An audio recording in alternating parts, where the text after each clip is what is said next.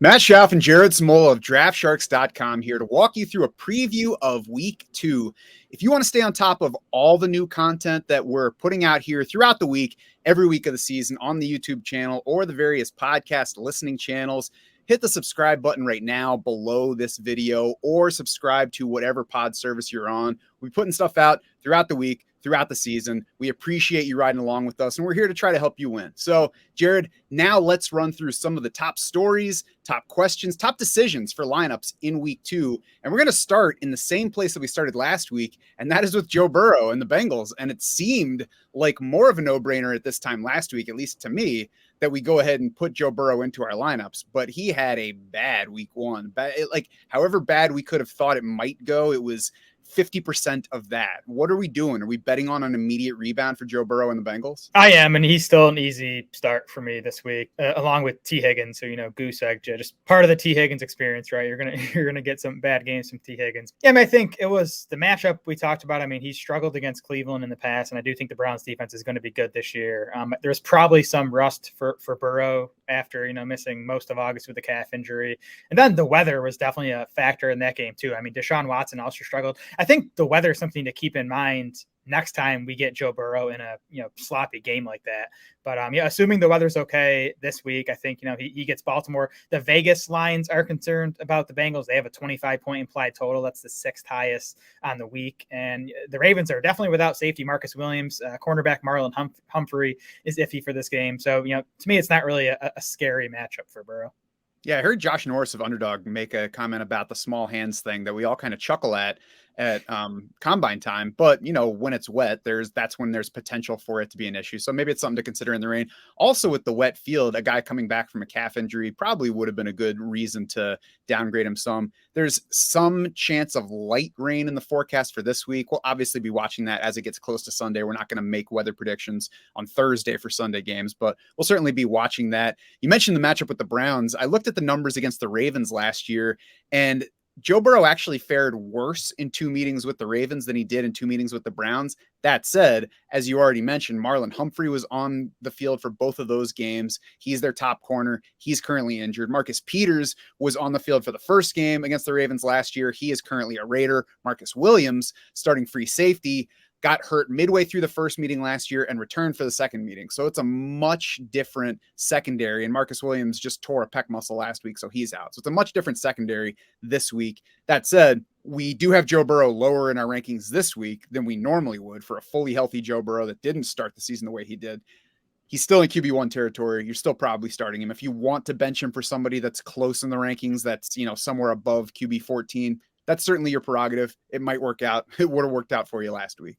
Geno Smith, another guy that we need to rebound. What do we do with him? I know that you're not nearly as comfy with Week 2 Geno Smith as you are with Week 2 Joe Burrow. Yeah, I'm a little nervous about Geno, long term for the entire season, right? We talked about it a bit in the summer that his play tailed off over the second half of last season. He wasn't as good over the second half as he was in the first half. He was still good during the second half of the season, but I know that his Pro Football Focus passing grade, he was down in the 20s over the second half of last season. He was 19th in Week 1 in that disappointing game against the Rams.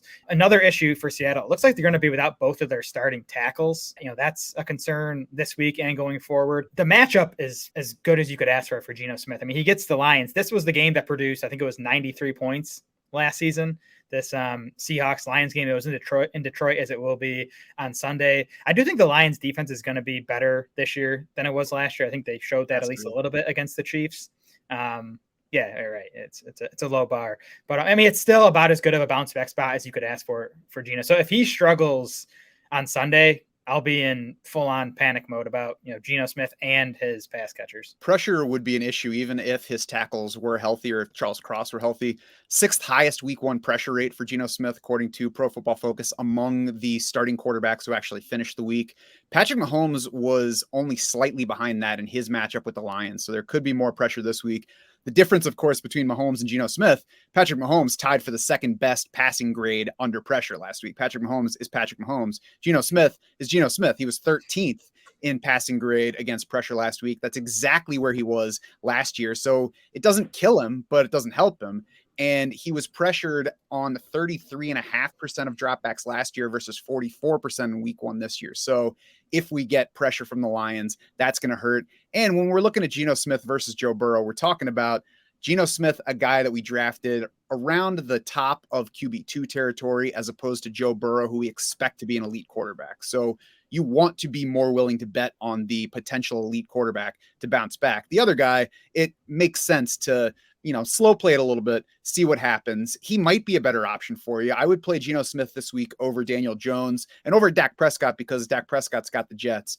But I would sit Geno Smith in favor of Jared Goff and Kirk Cousins, in case you're hearing this before the Thursday night game. Yeah, Seattle only has a 21-point implied total. It's like middling for the week, and you'd expect it to be higher. Again, they put up 45 points in this matchup last year. So I think Vegas lines are also telling us to be a bit cautious with the Seahawks offense. Now, if you want to see exactly who we would recommend starting in your specific league, whether it's Geno Smith or somebody else, check your team intel page on draftsharks.com. It syncs with your league to get your exact scoring and lineup settings, which of course can vary quite a bit by format. Our formula starts with the weekly projections. It includes player upside, and then it clearly displays for you who we would recommend putting into your lineup at every position, no matter what you play with, IDPs, whatever. So check your team intel page for those lineup recommendations. The Chargers offense, Jared, next up here, and they were one of the most surprising things of week 1 because they went Atlanta Falcons run heavy. Should we expect more of that to continue? God, I hope not. I really hope not. I don't. I think it was probably a matchup thing, something. And look, the running game was super effective, so you can't really blame them for coming out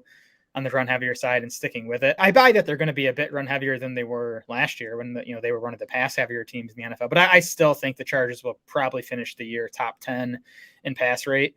And I would definitely expect them to go pass heavy this week against Tennessee, who, for the past few years now has been one of the bigger pass funnels in the NFL. Their run defense, much, much better than their pass defense. And you have the Austin Eckler injury, right? I mean, he looks iffy with his ankle injury, which obviously hurts the passing game too, but I think it would just make the Chargers more likely to go pass heavy, which I definitely think they will do this week.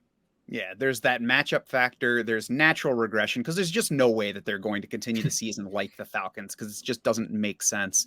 And then one other factor that I heard from Josh Norris of Underdog, and by the way, Josh Norris I've already mentioned twice, but he's, I think, probably the best scout to fantasy person out there. He and Hayden Winks, we both respect quite a bit. He mentioned Vic Fangio, the coordinator for the Miami defense this year, being too high king, which means, you're playing 2 safeties deep all the time.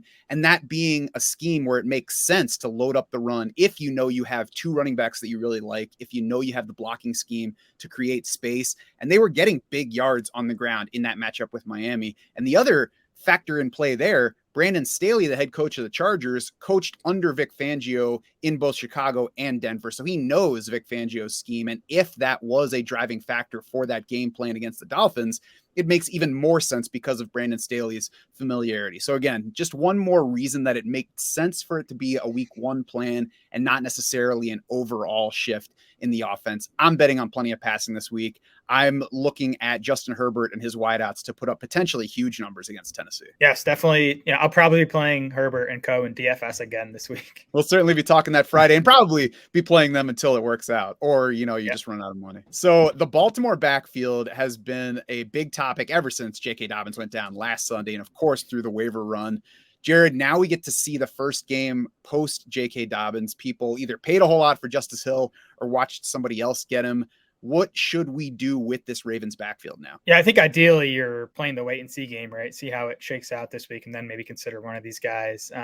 My biggest question here is how involved Melvin Gordon is going to be, because if this is a 3-way committee, then it's probably going to be a situation we don't want anything to do with in fantasy lineups. If it's 2-way, just with Justice Hill and Gus Edwards, I think, both those guys are going to be usable to some extent. If you do have to play one of these guys this week, it is Justice Hill, especially with the Ravens being 3.5-point underdogs to the Bengals. I do think it's a game where Baltimore is likely to be trailing, playing from behind in the second half. And I do think Justice Hill is going to be the primary pass catching back here. Nobody remaining is close to J.K. Dobbins. That's what we assumed heading into the season. That's what Baltimore's usage before Dobbins went down showed us. It was all Dobbins and one Justice Hill carry until he went down. This week, Justice Hill sits 38th among running backs in our PPR rankings, 37th in non-PPR, 37th in half PPR. So honestly, unless you're in a less active league, whatever you paid for Justice Hill is just too much, because you probably paid 30+% of your waiver budget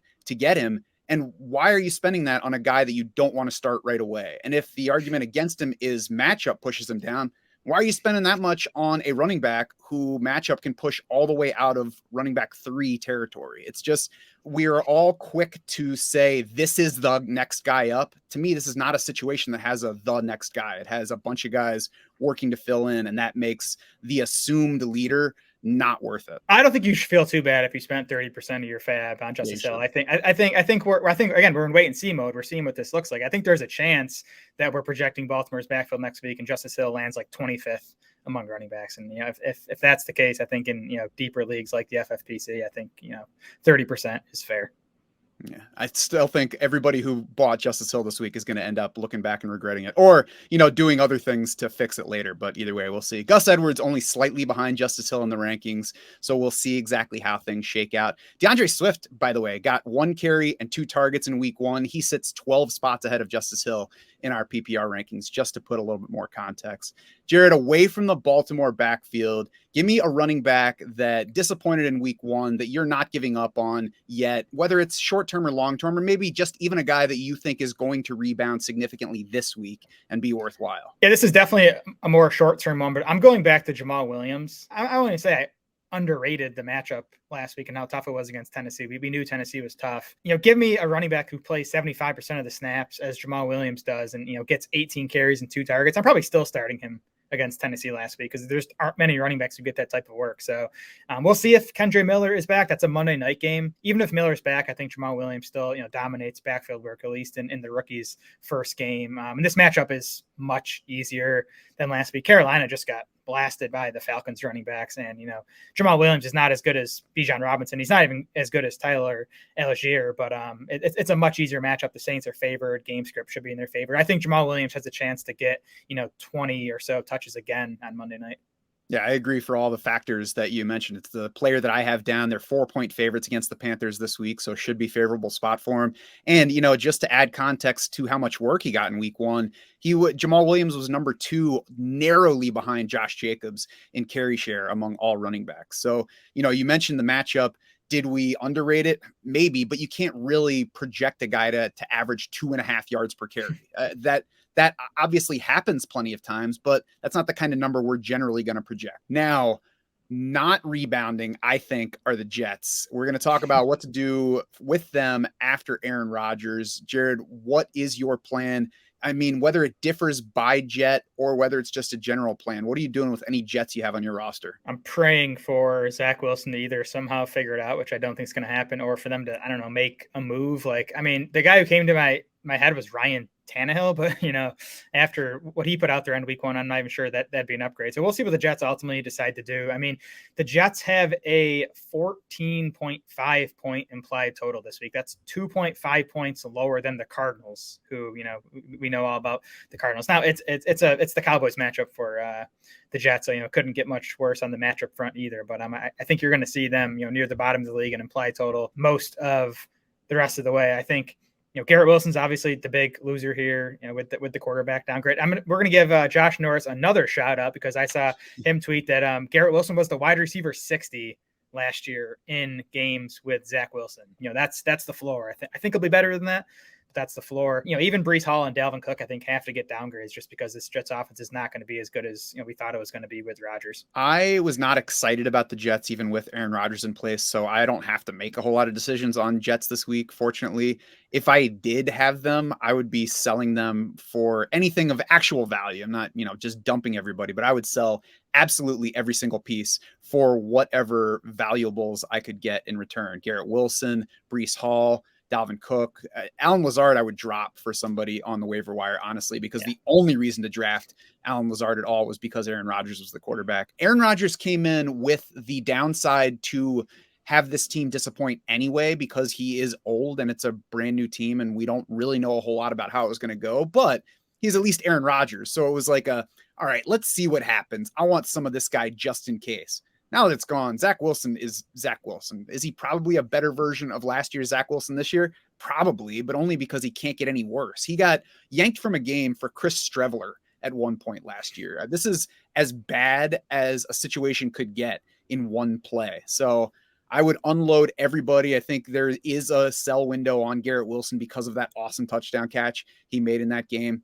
I would take it if that opportunity arises. Yeah, I'm with you there. I think if you can get, top 18, even top 20 type of wide receiver value in return for Wilson, I do, because I don't think he's going to produce better than that going forward. We talked about what to do with Geno Smith coming off of that game last week. Let's go to the other side for a couple of players that were also popular on waivers this week, and now what we do with those players going forward. It's Puka Nacua, Kyren Williams. We were talking about running backs mostly so far, more so than wide receivers. So let's start with Kyren Williams, Jared. And I know you have an irrational hatred for him, so we need to lay that groundwork here. Yet you still projected Kyren Williams ahead of the Ravens running backs, despite a matchup with the 49ers this week. Williams dominated playing time in week 1. This spot is even better suited for him versus Cam Akers in that the receiving is much more likely to present any value that's there than the rushing is. They're likely to be trailing. Of course, we thought that heading into last week against Seattle, but I would say even more so this week against San Francisco. So Kyren Williams, for me, is the easy play over Cam Akers. Doesn't make him a good play, though. He's still RB3 territory in our rankings. Yeah, this is not a good spot for anyone on the Rams. I mean, if, the Jets have the toughest matchup this week, the Rams have the second toughest, and you might even be able to flip those. I think, the Niners and Cowboys look like the two best defenses in the NFL right now. The Rams are 8-point underdogs with an 18.5 point implied total. You're probably not getting 3 running back touchdowns from the Rams like you did last week. Like you said, if you're playing Kyren Williams, you are playing him for the pass catching upside. He ran a route on 71% of the dropbacks last week, which is actually an absurd number for a running back. Like, very few running backs reached that territory. So that's the good news. That could keep him, as a decent RB3 or flex in PPR leagues. As for Puka Nacua, I mean, I looked at Stafford's numbers against San Fran last year: 254 yards, 0 touchdowns, 1 interception in the first meeting, 187 yards, 1 touchdown in the second meeting. Cooper Kupp did go off in both those games. He had 14 catches for 122 yards and then 8 catches for 79 yards and a touchdown. And why am I making that comparison? Because I do think Puka Nacua is in the Cooper Kupp role at this point. He's running the same routes. He's lining up in the same areas of field that Cooper Kupp did. He's not as good as Cooper Kupp, so I'm not expecting him to, post those types of lines. But my point is, the Rams and Stafford could struggle, and Puka could still have a decent fantasy game if he gets the type of volume he did in week 1. So I do think Nacua is still in wide receiver 3 discussion this week. Jared, you skipped the question that is on everybody's minds, though. Is Puka Nacua eating the same breakfast? He must be.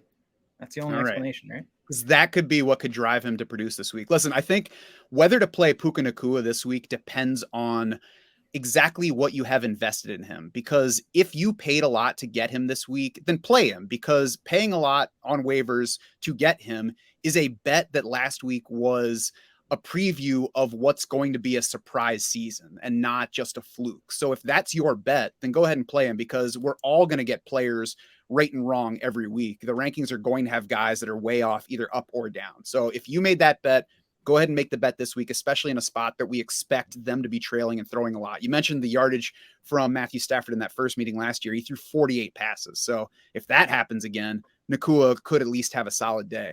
He did jump way up our rankings versus week 1, of course, because nobody was expecting what happened in week 1. But Nacua is just slightly still outside of the top 36. And that might not seem to match up with what I'm saying about you should play him if you bought him this week. But we're not projecting him as though we paid a bunch to get him this week. We're just projecting Puka Nacua like he's a player. That's just what we do. So if you already had Nacua on your roster heading into last week, or you got him cheap this week, maybe in a league that's less active on waivers, I think there's less of a need to push him into the lineup. If you have a better option, go ahead and take it. And we'll see we don't know yet what better options are. We might have just watched his very best game of the season. We might have watched the beginning of something special. We don't know. So if you invested a lot this week to get him, go ahead and get a look and see what happened. If you didn't, and he was just on your roster, make your decision based on your options available. Yeah, I mean, we're projecting Nacua as the lead Rams wide receiver, but not the dominant 15 target wide receiver for the Rams. I mean, Tutu Atwell had a nice game too. It wouldn't be a shock if Tutu Atwell outproduces Puka Nacua this week. Because I know people don't want to hear that, but it's definitely it would not be a shock.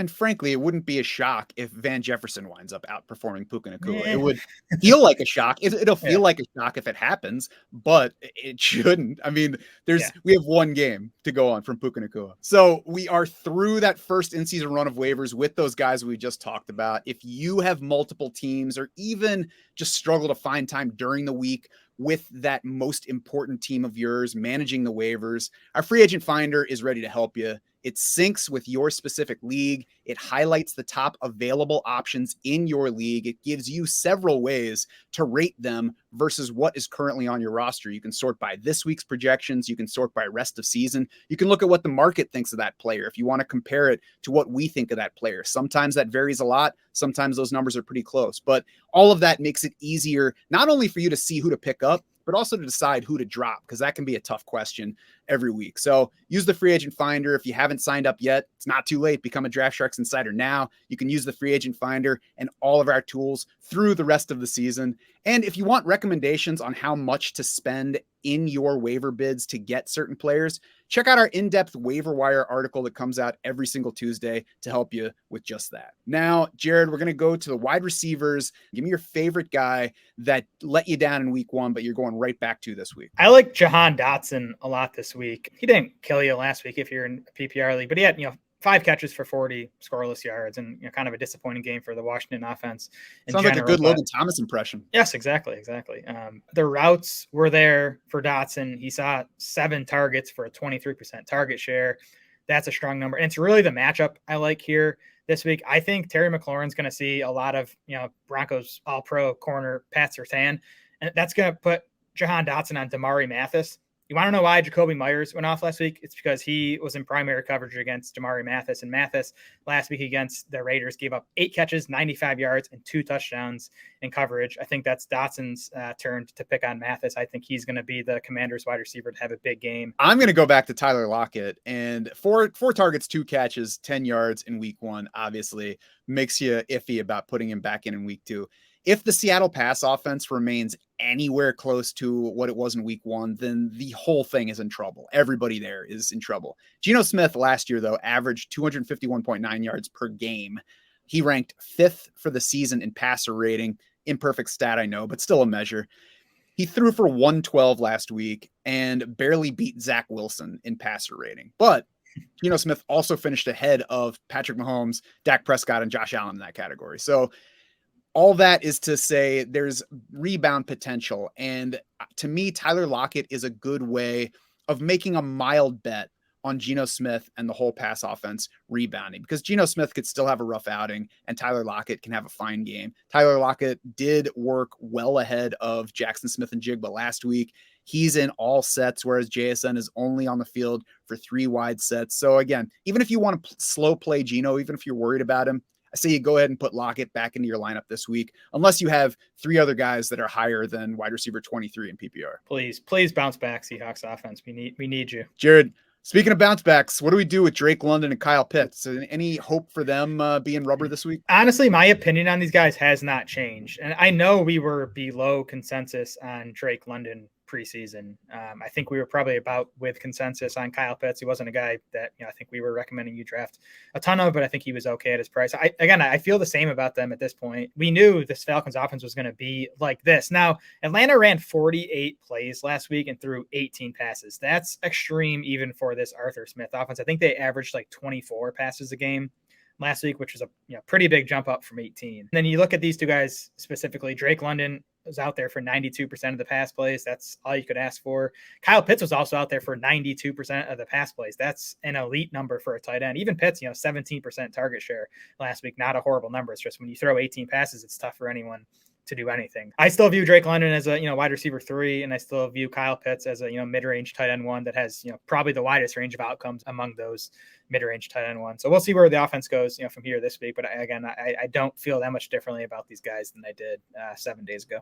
Yeah, I think Pitts is a lot more in you need to play him range, because if you drafted him, you probably drafted him as a top 6 tight end. So you should take more than one game to decide that he isn't. I mean, if you have another guy like Hayden Hurst, Luke Musgrave, Hunter Henry. It's okay to lean that way if you want to. That's not our recommendation, but it's okay if you want to. For me, the reason that I'm okay with taking a week off from them is I'm not scared of missing something huge on either player. That's true of Kyle Pitts. It's especially true of Drake London, though, because like you said, if I drafted him, it was as a wide receiver 3.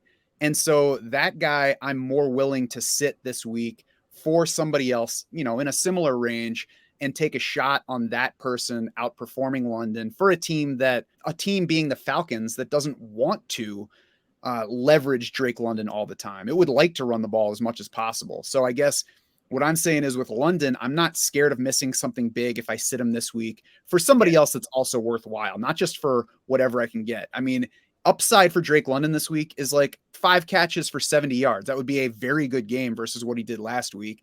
That's not a scary number to miss. It might be more than what the guy gets that I put in the lineup for him, but I'm not scared of missing that ceiling. So I'm okay with taking a break from him, seeing what the Falcons look like this week, and then, assessing from there going forward. Yeah, London also has a tough matchup against Jair Alexander, who I think was at least part of the reason that DJ Moore did nothing for the Bears last week. I think Moore saw Alexander in primary coverage. So I agree. I think London is definitely benchable. Pitts is tougher to bench because I think, like you were saying, his relative ceiling is a lot better, compared to the other tight ends than London is compared to, the other wide receivers. Yes, I will grant him that. The other reason for DJ Moore, by the way, I think is Justin Fields.